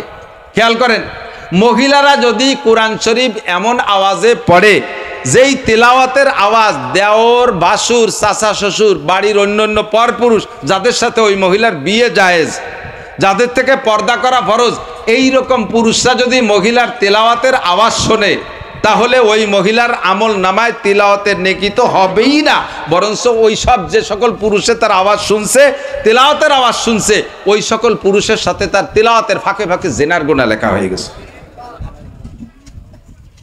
খুব কঠিন একটা কথা কই ফেলাইছি, মাঝে মাঝে দুটি একটা কই তো না দেখে কই না, কিন্তু আরিফ বিন হাবিব সাহেবের মতো এরকম কম্পিউটার মার্কা বেরেন আমার না, যার কারণে আমি কোটেশন হাওলা মনে রাখি না। আর কতগুলো মনে রাখবো, কোন দিন কি কব তা তো আমি জানি না। আজকে এই বলবো, তাও আমার আজকে খেয়াল ছিল একটু অন্য কিছু বয়ান করবো, পরিস্থিতিতে এদিক চলে আসছি। তো মাঝে মাঝে বলি, তারপরে অনেকে এইটা বললেন কেন, কোথায় পাইছেন, কিন্তু সে পাইছি কোন যা তা তো আমার মনে নাই। কিছুদিন আগে একটা বয়ান করছি, 3টা গুনাহ। এই যুবকরা কথা কও কা, এই বাড়ি জরুরি হলি মাইকি কও, সবাই শুনি, আর নাই চুপ থাকো, শোনা ভদ্রতা বজায় রাখো, পরিবেশ তো এমনি ভালো না। তারপর যারা বসছে, আমি কি একেবারে আজে বাজে কথা বলতেছি নাকি? একটু শোনেন, খেয়াল করেন। একটা কথা বলছিলাম, খেয়াল করেন, এটা মনে রাখেন, এখান থেকে যাবো আবার। অনেকদিন আগে একটা বয়ান করছিলাম, বয়ানের ভিতরে বলছিলাম যে হুজুর আলাইহিস সালাতু ওয়াস সালাম বলেন, কওমে লুত কে আল্লাহ তাআলা আযাব দিয়ে ধ্বংস করে দিয়েছে। জানেন, কওমে লুত হলো ওই কওম যারা সমকামী ছিল। এর চেয়ে বেশি নিচের বাংলা বলতে লজ্জাও লাগে, বিষয়টা খুবই খারাপ। অনেকে সমকামী শুদ্ধ বাংলা বোঝে না, পুরুষে পুরুষে যৌন চরিতার্থ করা, এটা তো বোঝা গেছে। নারীতে নারীতে যৌন চরিতার্থ করা, এটাকে বলে সমকাম। যার কি বলা হয়, বীজ গাড়া হয়েছে কিছুদিন, অল্প দিনের ভিতরে বাংলাদেশে। এই সমকামকে জায়েজ করার জন্য বাংলাদেশের অফিস খোলা হয়েছে। ভয় লাগতেছে, কওমে লুতকে সমকামের কারণে আল্লাহ তাআলা গজব দিয়ে ডাবায় দিছে। এই 80 স্কয়ার মাইল জায়গায় যত মানুষ ছিল কওমে লুত, এদেরকে জিব্রাইল আর মিকাইল ডানায় দিয়ে খুঁজে উঠাইয়া আকাশে নিয়ে গেছে, আর ফেরেশতারা তাদেরকে বোমা মারিয়ে তুলো ধুনা পেশা করে জমিনটাকে উল্টোয়ে মাটির নিচে ডাবায় দিছে। এই জায়গাটা এখনো পর্যন্ত ডাবা আছে, সেটা সাগরে পরিণত হয়েছে। পানি কালো মিশমিচে, বিষের মতো বিষাক্ত পানি, ব্যবহারযোগ্য নয়। এই কওমে লুতকে সমকামের কারণে আল্লাহ ধ্বংস করে দিয়েছে। সেই সমকামের অফিস, সেই সমকামের লাইন বাংলার জমিনে খোলা হয়েছে। ভয় লাগতেছে, আল্লাহর গজবের ভয় লাগতেছে যে গোটা বাংলাদেশকে আল্লাহ তাআলা না ডাবায় দেয় এই গজবের কারণে, এই অন্যায়ের কারণে। আল্লাহ হেফাজত করুক, বলেন আমিন। হুজুর বলেন, কওমে লুতের এই অপরাধের কারণে তাদেরকে শাস্তি দেওয়া হয়েছে, যে শাস্তি আমার উম্মতের মধ্যে, আমার উম্মতের 3টে গুনাহ কওমে লুতের ওই অন্যায়ের সমপরিমাণ। আহসানুল ফতোয়া 8ম খণ্ড, সম্ভবত 77 পৃষ্ঠা। আহসানুল ফতোয়া 8ম খণ্ড, সম্ভবত 77 পৃষ্ঠায়, মানে ফতোয়ার কিতাবের ভিতরে হাদিসটাও ওর সাথে ফতোয়ার ভিতরে হাওলা হিসেবে নিয়ে আসছে, যে বলা হয়, হুজুর বলেন, আমার উম্মতের 3টে গুনাহ কওমে লুতের ওই সমপরিমাণ অন্যায়, তাদেরকে ওই অন্যায়ের কারণে যেমন গজব দিয়ে ডাবায় দিয়েছে, এই উম্মত সেই অন্যায়গুলো করে, তাতেও তাদেরকে ডাবায় দিতে পারে। 1 নম্বরে সমকামও চলতেছে, 2 নম্বরে হলো সেই 3টে গুনাহ। 1 নম্বরে দাড়ি কাটা, পুরুষটা দাড়ি চাষা। কওমে লুত দাড়ি চাষত, যে অন্যায়গুলোর কারণে তাদেরকে ডাবায় দিয়েছে, তার ভিতরে একটা তো সমকাম। 2 নম্বরে তারা দাড়ি কাটতো, এই দাড়ি কাটার অপরাধ সেম ওই গুনাহ সমপরিমাণ। 2 নম্বরে টাকনু শুয়ে প্যান্ট পাজামা লুঙ্গি জুব্বা পরা, টাকনু শুয়ে প্যান্ট পাজামা লুঙ্গি জুব্বা পরা, এটা কওমে লুতের ওই অন্যায় সমপরিমাণ। অথবা কওমে লুতের যে অন্যায়গুলোর কারণে আযাব দেওয়া হয়েছিল, তার ভিতরে এটাও একটা। 3 নম্বরে গান বাজনা গাওয়া, গান বাজনা গাওয়া বা শোনা, এই তিনটা অপরাধ কওমে লুতের ছিল।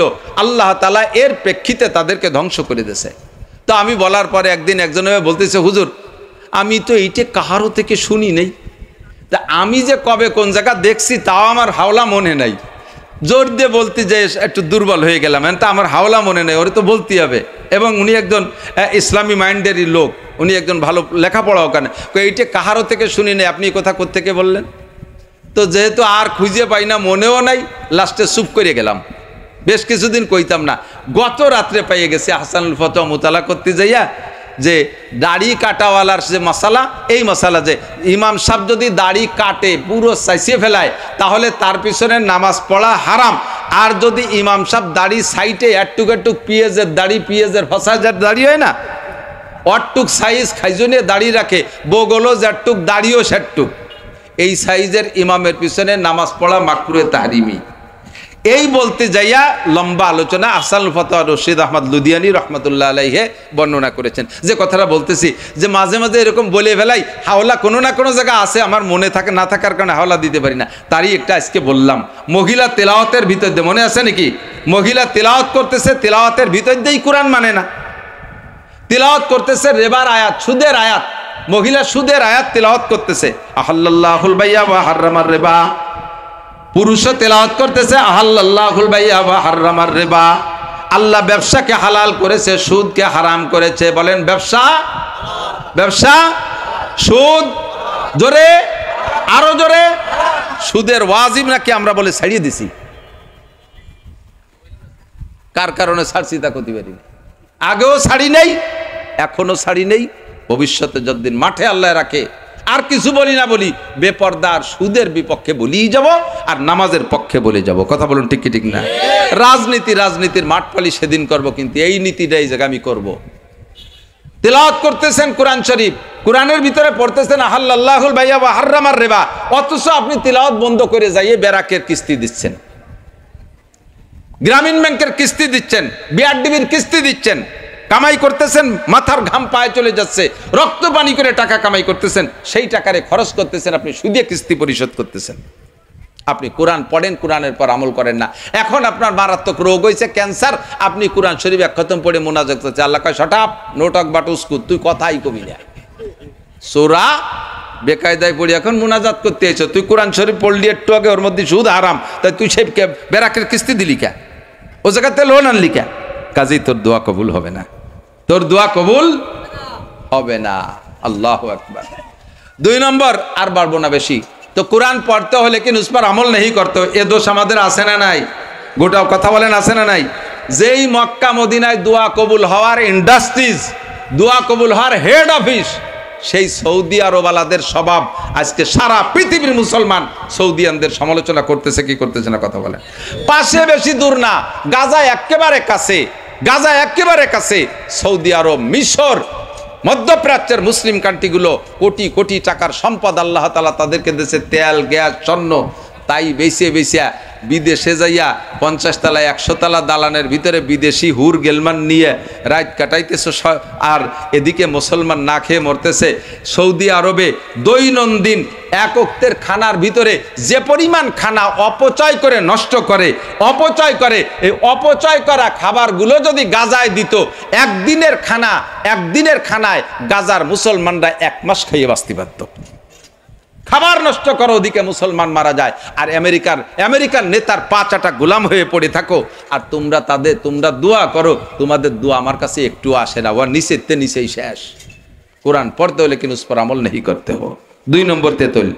3 নম্বর तेतुल, तुम आशिक रसूल का दावा करते हो लेकिन सुन्नत रसूल की पैरवी नहीं करते हो।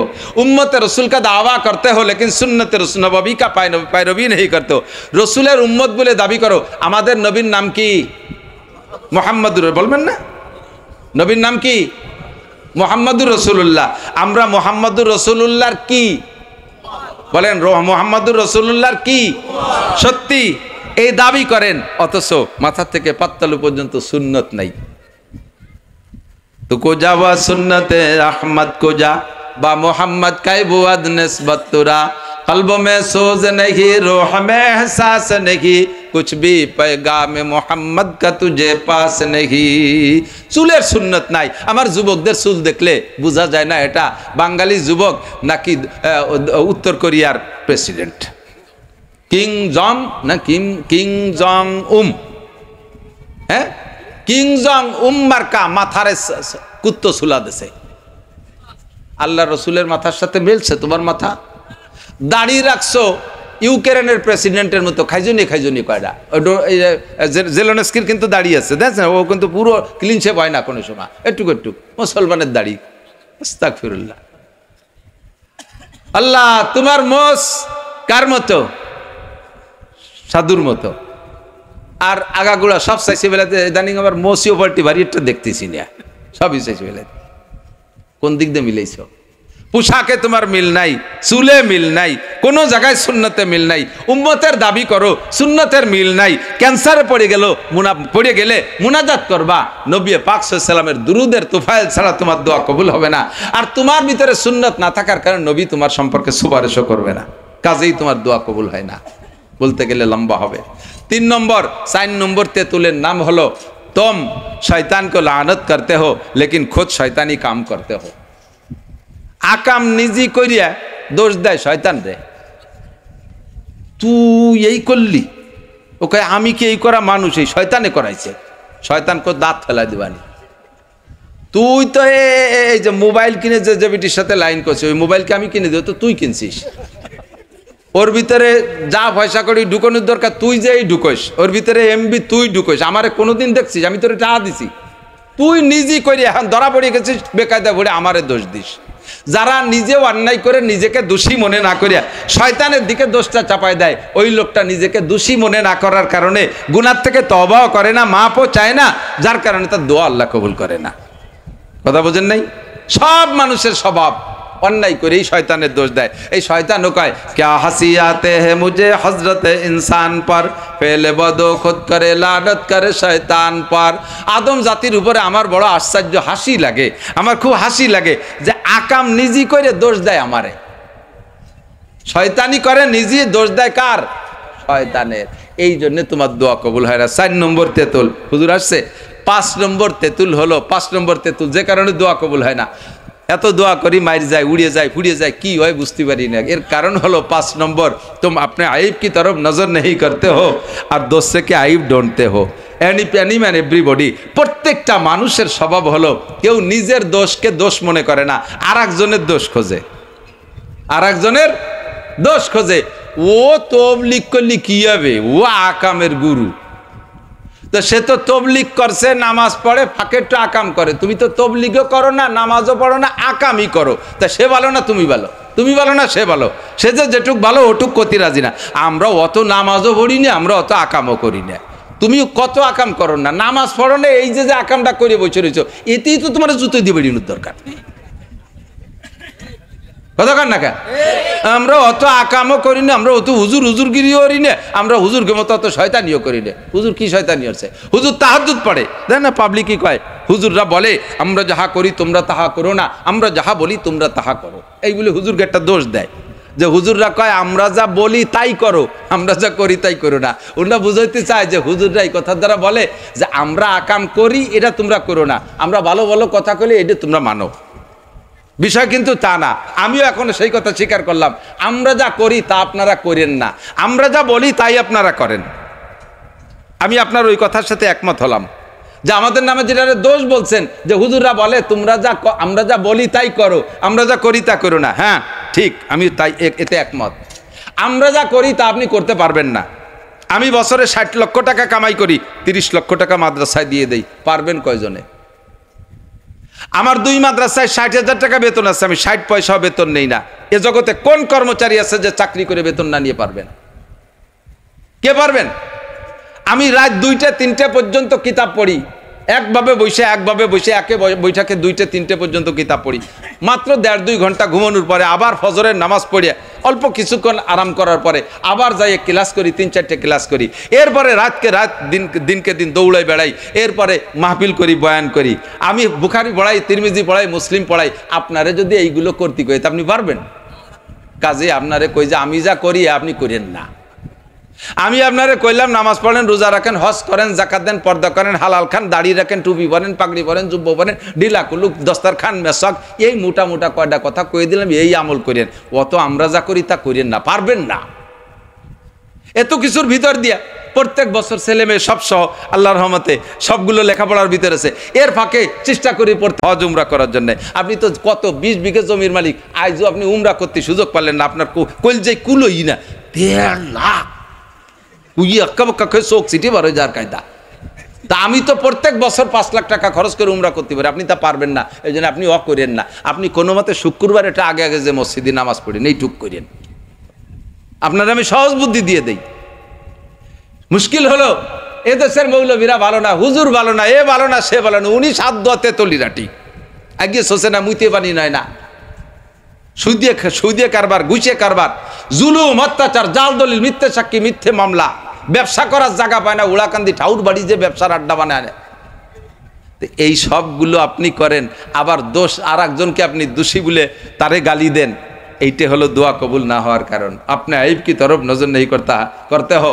আমার উস্তাদ মৌলানা আকেল আলী সাহেব হুজুর রহমতুল্লাহ আলাইহি এই কথার ফাঁকে ছোট ছোট চুটকি বলতেন। আমার চাচাজান মৌলানা আব্দুল ওয়াহাব সাহেব বলতেন, এটা সেম কেমন, একজন মানুষ, মাঝে মাঝে বলি, বয়ানের ভিতরে সবই আছে, একজন মানুষ পুরো ল্যাংটা, খেয়াল করেন, একজন মানুষ পুরো ল্যাংটা, আগাগুড়ায় কাপড়ও নাই, মাজায় সুতোটাও নাই, সারা শরীরের লোমজোম চাইছিয়ে চুলিয়ে একেবারে শস্যর তেল মায় খরার মধ্যে দাঁড়ায় রয়েছে। ওর সামনে দিয়ে একজন গামছা ভরিয়ে কাঁচা দিয়ে যায়, গামছা ভরিয়ে কাঁচা দিয়ে যায়, যার আগাগুলা একটা সুতো নাই, সে গামছা ভরিয়ে কাঁচা দিয়ে আলারে রাগ করে, এ শয়তান হরস্তরক করছিস কে?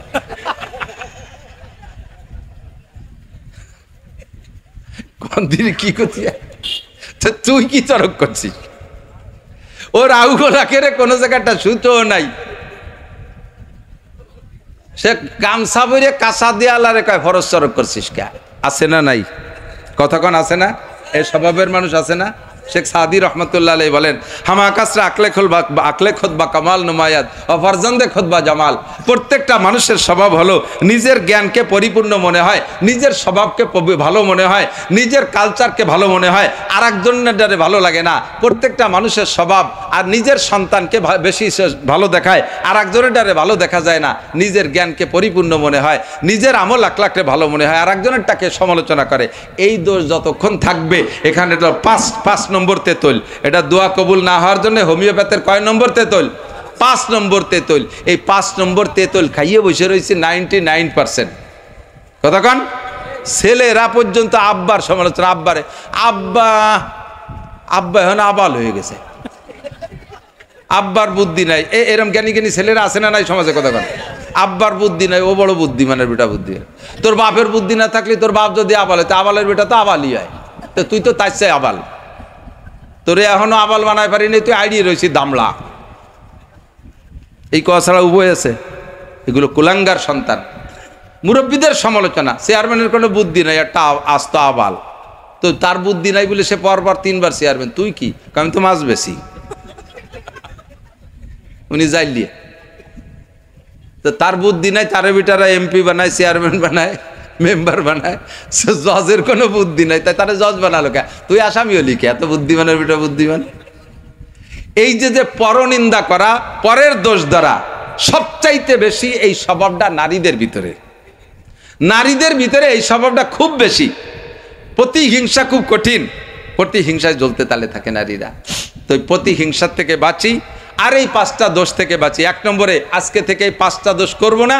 আপনি যে কোনো দোয়া করবেন না, উস্তাদের কাছে আরবি অক্ষর ধরে মস্ক করে শিক্ষা করার আগ পর্যন্ত। এই জন্য আমি একসময় মহিলা মাদ্রাসার খুব ঘোর বিরোধ ছিলাম। ওর ভিতরে নানান ফেতনা আছে, কিন্তু আমি নারীদের প্রাথমিক শিক্ষার পক্ষে, মহিলাদের মৌলানা মুফতি মুহাদ্দিস বানানোর পক্ষে না। আমি মহিলারা হাফেজা হতে পারে, মহিলারা শুদ্ধ করে কোরআন শরীফ পড়া শিখবে, আর 12-13 বছর বয়সের ভিতরে মাদ্রাসা ত্যাগ করে বাড়ি চলে যেতে হবে। 12-13 বছর উবার করতে পারবে না মাদ্রাসা আবাসিকভাবে। এই মহিলারা এর উপরে পড়ার দরকার নাই, শুদ্ধ করে কোরআন পড়া শিখবে, শরীয়তের মাসালা, নামাজ কালাম পড়তে যে কয়টা লাগে। মহিলারা মুহাদ্দিস হওয়ার কি দরকার? তারা কি মাঠে ওয়াজ করে বেড়াবে? মহিলারা কি মাঠে ওয়াজ করবে? মহিলারা মসজিদে ইমামতি করবে, জুমুর নামাজের ইমামতি করবে, তারা খুতবা দেবে, বিশ্ব ইজতেমায় যাবে, তারা কোনো জায়গায় যাবে?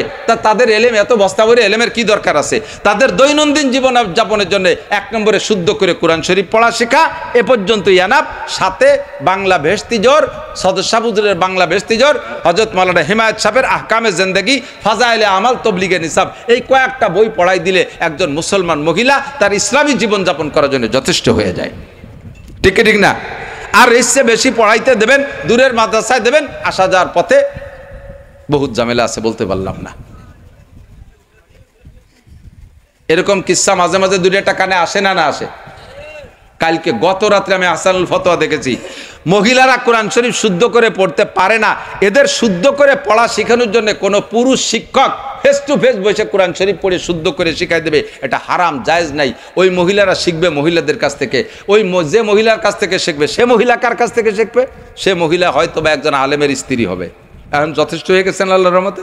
আলেমের স্ত্রী, আলেম তার স্ত্রীকে শিখাবে, তার মেয়েদেরকে শিখিয়ে দেবে, আর ওই মেয়েরা শিক্ষিকা হইয়া ভিতরে ভিতরে তার কাছে অন্যান্য মেয়েরা এসে শিখবে। কিন্তু দূরে যাইয়া আবাসিক ব্যবস্থা মাদ্রাসায় যাইয়া শিয়ানা মায়েরা থাকবে, পড়বে, সেখানে নানান অ্যাক্সিডেন্ট হতে পারে। এই জন্যে কিন্তু আমি মহিলা মাদ্রাসার প্রাথমিক এইটুকের পক্ষে যে তারা কোরআন শরীফ শুদ্ধ করে শেখার বিকল্প কোনো ব্যবস্থা নাই। গ্রামে যে সকালে মক্তব আছে না, সকালে মক্তব কি পড়ায় জানেন? ওয়ানে যাইয়া ইমাম সাহেবের বেতন হলো 4,000 টাকা, আর 6 কেজি মুষ্টি চাইল, ওই দিয়ে মাসের 1 সপ্তাহ হয়। ওই চিনতে ওখানে বসে এরকম জিমেতি নালাতি দাড়ি ভাষায় ফেলাইছে। পোলাপান কয়টা আছে ক্যাসর মেসরে খালি ঘন হুজুর আমার সিভারাই স্যাপ ফেলাইছো, আমার কানের মধ্যে মুতিয়ে দিয়েছে। এই নালিশির সমাধান করতে ঘন্টাটা ছুটি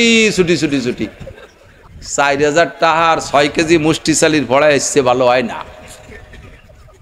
ও জায়গা জীবনেও কোরআন শরীফ শুদ্ধ হবে না। কোরআন শরীফকে শুদ্ধ করার জন্য একটা জায়গা লাগবে, এটাই হলো মাদ্রাসা, কওমি মাদ্রাসা।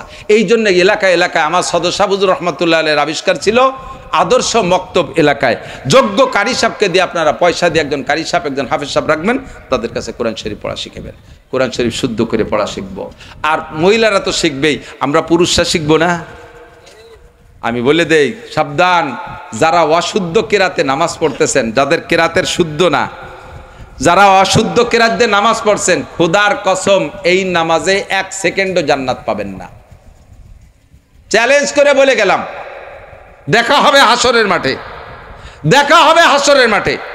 ইংরেজি শুদ্ধ করে পড়া শিখতে গেলে ছেলে মেয়েরা ভালো ইংলিশ বলতে পারার জন্য তাদেরকে ইংলিশ মিডিয়ামে পড়াও। হাজার লক্ষ টাকা খরচ করে তুমি ইংরেজদের স্কুলে পড়াচ্ছ। তুমি মুসলমান, জান্নাতে যেতে হবে, তোমার সন্তানকে জান্নাতে যেতে হবে। এর জন্য কি তুমি বাচ্চাটাকে কোনো সহি মাদ্রাসায় কি একবারও দিয়েছ? তার জীবনের শুরুতে কোরআন শরীফটা পড়া শিখিয়ে দাও, পরে IABMA BCS পাস করুক। মওলানা হওয়া লাগবে না, সবার মওলানা মুফতি ও মুহাদ্দিস হওয়া লাগবে না, তবে সবার কোরআন শরীফ শুদ্ধ করে পড়া শিখতে হবে। এই জন্য আমরা একটু সময় বের করি, মাদ্রাসা আসি, ইমাম সাহেবের সাথে যোগাযোগ করে কোরআন শরীফ পড়া শিখি। আল্লাহ আমাদের তৌফিক দান করে। তো কোরআন পড়বো শুদ্ধ করে, কোরআনের পর আমল করব। রাজি আছি তো? তাহলে দোয়া কবুল হবে। নবীকে নবী হিসেবে স্বীকার করি, যেমন নবীর সুন্নতের পর আমল করব। আজকে সবগুলো না পারলেও কমপক্ষে কিছু একটু করে আমরা আগাতে থাকি, একটু করে আগাতে থাকি। একটা সুন্নতের পর আমলের কথা বলবো একটা সুন্নত। আমরা যখনই অজু বানাবো, নামাজের অজু বানাবো, তখন আমরা পকেটে একটা মেশক রাখি। এই মেশক দিয়ে আমরা মেশক করে নেব। মেশক দিয়ে আমার মেশক কোন অজু বানাতে যে জায়গা ফেলাই তুইছি রে, পকেটে আমার মেশক থাকে। একটা মেশক রাখবো, মেশক দিয়ে মুখে এপাশের থেকে এপাশে 3 বার ডলা দেবেন। এই অজু দিয়ে নামাজ পড়বেন, 1 ওয়াক্তের বিনিময়ে 70 ওয়াক্ত নামাজের নেকি পাবেন। পুরুষরা কিছু আমল করলেও মহিলারা মেশক চেনেই না, কারণ তারা গাছে উঠতে পারে না, কাটতেও পারে না, পারতেও পারে না। আমরা যারা মহিলাদেরকে বাড়ি মেশক তৈরি করে দেব, ওই মহিলা আমল করে যে পরিমাণ নেকি পাবে, আপনি বানায় দেওয়ার বিনিময়ে সেই পরিমাণ নেকি বেশি পেয়ে যাবেন। তাহলে আমরা মেয়েদেরকে মেশক বানায় দিতে পারবো না? একখান গাছের ডালও কেটে মেশক বানাবে না, অথচ 150 টাকায় দিয়ে বিরাস কিনে দিতে পারবে, কিন্তু এখন ডাল কেটে দিতে পারবে না। মনে রাখবেন, যদি কোনো বিরাসের দাম হয় 1 কোটি টাকা, আর পেস্টের দাম হয় 50 লাখ টাকা, তাই দিয়ে মাজলে বিরাস করলে আপনাকে একটা নেকিও দেওয়া হবে না। অথচ আশাল গাছের একটা ডাল ভেঙে একটা ঘষা দিলি আপনাকে 100 শহীদের সওয়াব দান করা।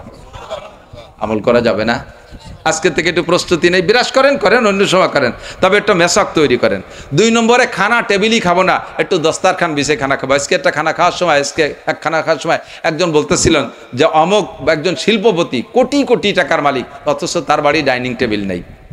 দস্তারখান বসে সবাই মেয়ে পুরুষ সকলে উচ্চ শিক্ষিত, ইঞ্জিনিয়ার, ডাক্তার, ওই বাড়ি সবাই, এবং শিল্পপতি তো নিজেই, ওই বাড়ি টেবিল নেই, ওরা দস্তারখানে বসে খানা খায়। তাদের কি খানা হজম হয় না?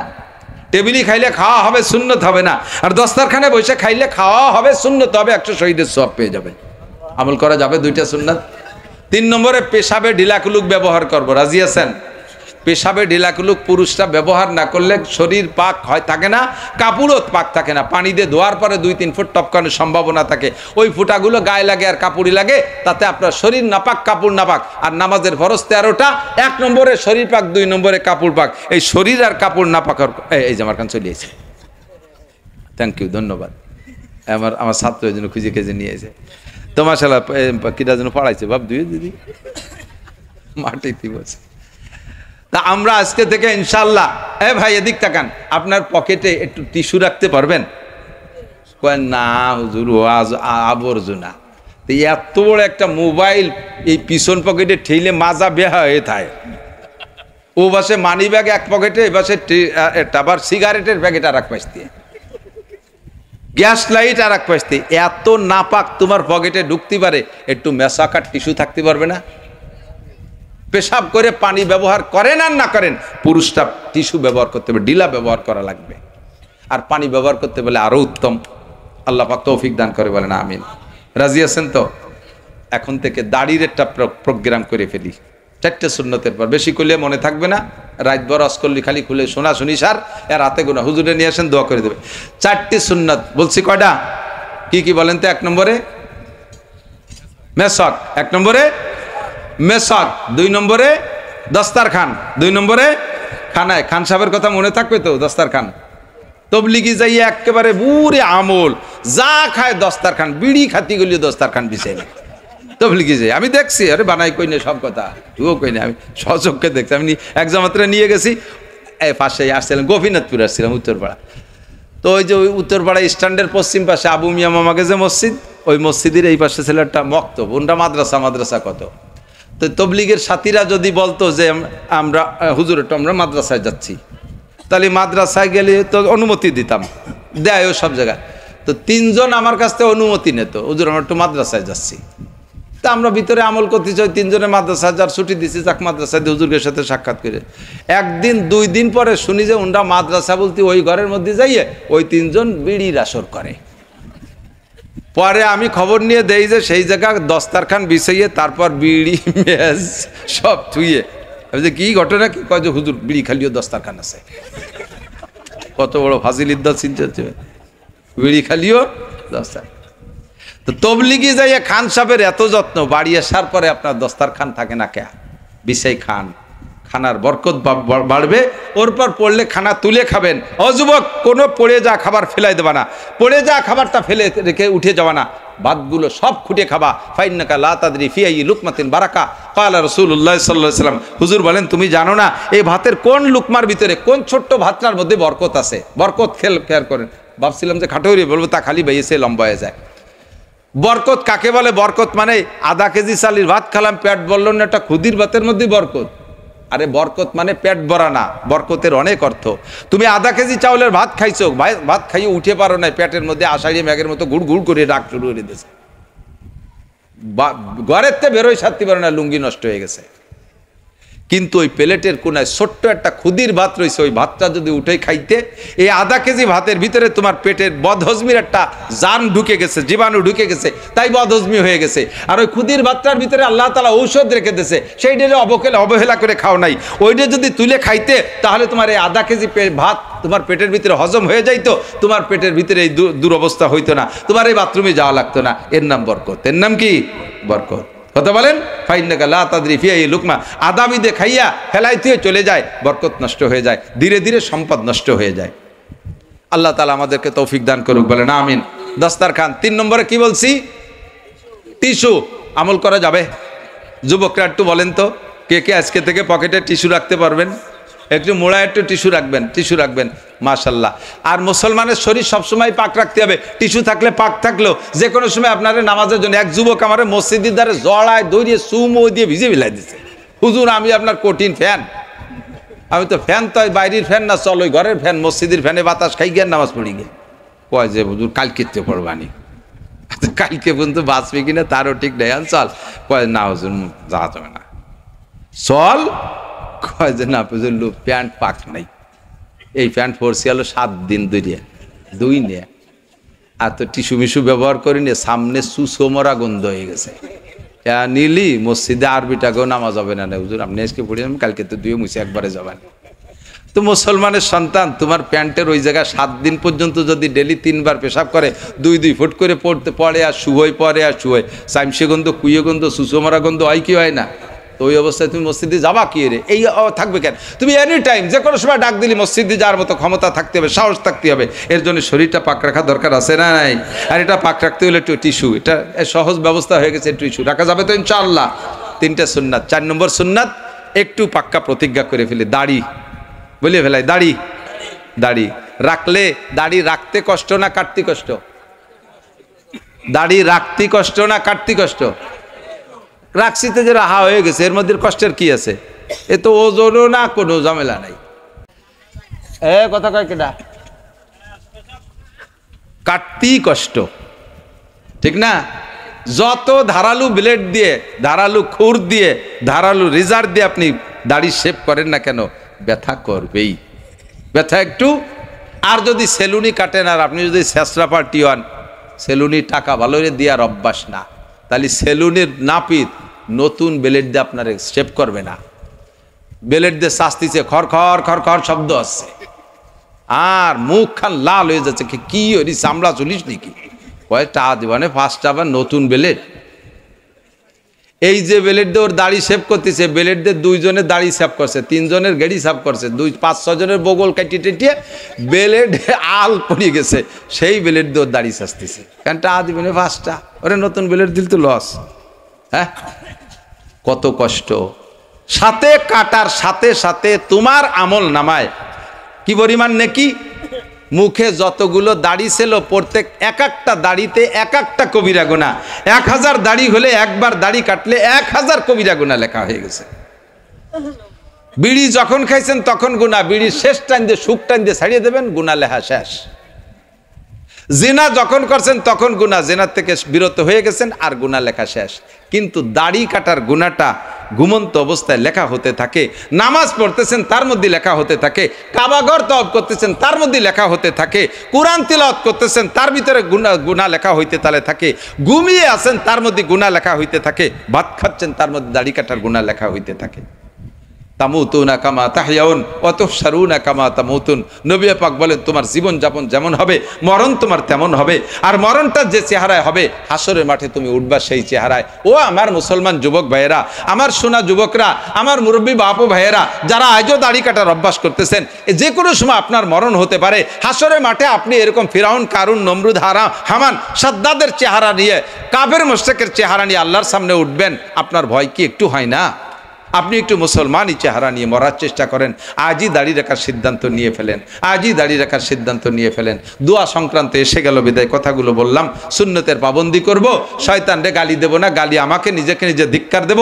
আর মানুষের অপরাধ, অন্যের দোষ ধরার আদৌ চেষ্টা করব না। আমি সবচেয়ে বড় দোষী, বলেন আমি সবচেয়ে বড় দোষী। আজকে যদি বলেন যে আমাদের অন্যায়ের কারণে বৃষ্টিতে মাহফিল নষ্ট হয়েছে, তাহলে এটা আমাদের বলবেন না, বলবেন আমার অন্যায়ের কারণে আল্লাহ রাগ করে বৃষ্টি দিছে, আমার অপরাধের কারণে আল্লাহ গজব দিয়েছে। সাথে আরবিটাকে জড়াবেন না, কারণ আপনি প্রত্যেকে নিজে বুঝতে হবে সবাই ভালো আমি খারাপ, সবাই ভালো আমার অপরাধের কারণে এই খোদার গজবগুলো আসতেছে। আল্লাহ তাআলা আমাদেরকে বুঝার তৌফিক দান করুন, আমল করার তৌফিক দান করুন, সংশোধন হওয়ার তৌফিক দান করুন। রাজি হোসেন তো ইনশাআল্লাহ। বিলের ভিতরে একটা মাদ্রাসা করছে আমাদের জামাই মিয়া। আল্লাহ, এই কয় বছর আগেও আসছি, ছোট্ট একটু ঘর, বসতেও জায়গা ছিল না, খুব সুন্দর বড় বিল্ডিং করে ফেলাইছে। তবে এখনো বিল্ডিংয়ের কাজ বাকি আছে না, কালেকশন আমি করিও না, পারিও না, বুঝিও না। তো সেই সময় যতটুকু বলছি, আপনাদের অল্প টাকার মধ্যে অনেক বরকত। সুন্দর করছে এবং হুজুরদের বসার জন্য একটা অফিস করছে, এটাও মোটামুটি বেশ সুন্দর, অ্যাটাচ বাথরুম সহ বেশ সুন্দর হয়েছে। সামনে ইটগুলো দাঁত বেরোয় রয়েছে, তার একটু প্লাস্টার করতে হবে, ডাকতে হবে, গিরতে হবে, একটু টাইলস মাইস করতে হবে। তা আমরা না দিলে তো দেবে না। আমি সব জায়গায় বলি, সব জায়গায় বলি, খালি আমি বলি না, সব হুজুররা একটা কথা স্বীকার করতে বাধ্য যে আমাদের কওমি মাদ্রাসায় দান করে ডোনার হলো বেশিরভাগ 95% আওয়ামী লীগের জনগণ। আওয়ামী লীগালারা কওমি মাদ্রাসায় দান করে, এখন আওয়ামী লীগালাকে ফাত তলেতে মাটি সরিয়ে গেছে। যারা একটু ভালো ভালো পয়সা করি দেয় তারা কিডা যে কোয়ানে গেছে তাকে খুঁজে পাচ্ছি না। এখন আমরা আওয়ামী লীগালাকে দোষ না দিয়ে, বিএনপি লাগে দোষ না দিয়ে, আমাদের এলাকার মাদ্রাসা, আওয়ামী লীগ থাকেন আর বিএনপি থাকেন আর এনসিপি থাকেন, যেই থাকেন না কেন, এই মাদ্রাসা তো আমাদের এলাকার, কথা বলেন ঠিক না? এটা ওটা সেটা ফুকরো, তারাইল ফুকরো, আমার মোহতান সাহুদুর আর একটা মাদ্রাসা করতেছে ওই তারাইলির খোটের ভিতরে। এই সব মাদ্রাসাগুলো তো আমাদেরই, আমাদের ছেলেপেলেরা লেখাপড়া শিখবে, এখান থেকে আদর্শ শিক্ষা হবে, আলেমুলামা তৈরি হবে, মাঠে ময়দানে আপনাদের সুন্দর সুন্দর কথা বলার জন্য মানুষ তৈরি হবে। কাজে আমরা মাদ্রাসাগুলোর পক্ষে থাকবো না ইনশাআল্লাহ? থাকবেন না ইনশাআল্লাহ?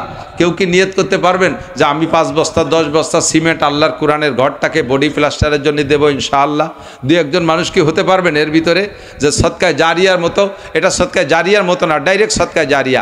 এর ভিতরে কোরআন শরীফ যতদিন তিলাওয়াত হতে থাকবে আপনার আমলনামায় নেকিও যাইতে তালে থাকবে। 5 বস্তা সিমেন্ট 2 বস্তা সিমেন্ট এই প্লাস্টারের জন্য দেওয়ার মতো কোনো আল্লাহর বান্দা নিয়ত করতে পারবেন ইনশাআল্লাহ? 5-7টা মানুষ এই বর্ষা বাদলে এখনই দেওয়া লাগবে না, পরে এক সময় দিয়ে দিয়েন, সময় সুযোগ মতো দিয়ে দিয়েন। আছেন কোনো আল্লাহর বান্দা দোয়া দেওয়ার মতো মোহাব্বতের সাথে? কত দেবেন? 5 বস্তা। হেমায়েত শরীফ চিনি তো, জন্য ঠেকতেছে। ভালো আছেন হুজুরের চাচা? হেমায়েত শরীফ, হেমায়েত মানেই সাহায্য, সাহায্যকারী। তো হেমায়েত শরীফ সর্বপ্রথম সাহায্যের হাত বাড়াইছে 5 বস্তা সিমেন্ট। আল্লাহ ওনাকে হালালভাবে লাখ লাখ কোটি কোটি টাকার মালিক বানায় দাও, সুস্থতার সাথে লম্বা হায়াত দান করো, বারবার মক্কা মদিনা জিয়ারত নসিব করো, বংশে যারা কবরে চলে গেছে জান্নাতি করে দাও, যারা বেঁচে আছে তাদের দিনের পর চলা সহজ করে